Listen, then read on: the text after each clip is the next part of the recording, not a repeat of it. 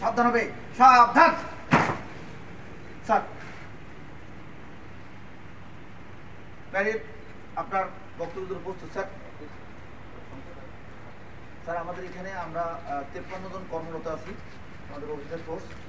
আমরা 53 জনে হাজির এসেছেন এবং আমাদের অস্ত্রগুলি আমরা বাইরের কারো দ্বারা আক্রান্ত হই নাই এবং আমাদের কেউ স্যার কোথাও যায়নি। আমরা অবস্থান করছিলাম এখানে সবাই মিলে একসাথে এবং সবাই হাজির এসেছে।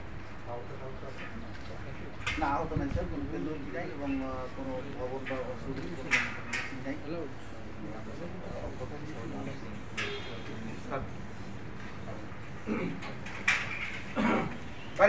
আরাম দাঁড়াবে, আরামে দাঁড়া। কোনো উপায় তো নাই, ছাত্র শিক্ষার করবে না।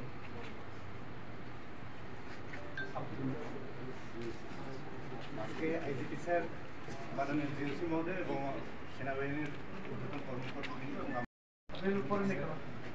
আমার ভালো লাগে না, বলে ভালো লাগবে না কেন? আপনি আমরা কি শিখবো আপনার কাছ থেকে?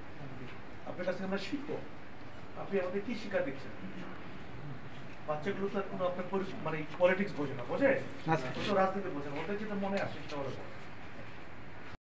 এবং আপনাদের বন্দুক থেকে একটা পায় না, হয়তো এই জন্য আল্লাহ আমাকে যথেষ্ট ভালো রেখেছেন, আমাদের উপর আক্রমণ। আমরা আপনাদের পাশে আছি, আপনারা আমাদের পাশে থাকবেন। আমরা যে কষ্ট করছি এটা জনগণের সামনে তুলে ধরতে পারি না, কারণ আমাদের পরিশ্রম হচ্ছে দেশ আমাদের, থার্ড পার্টি জনের মধ্যে ঢুকতে না পারে।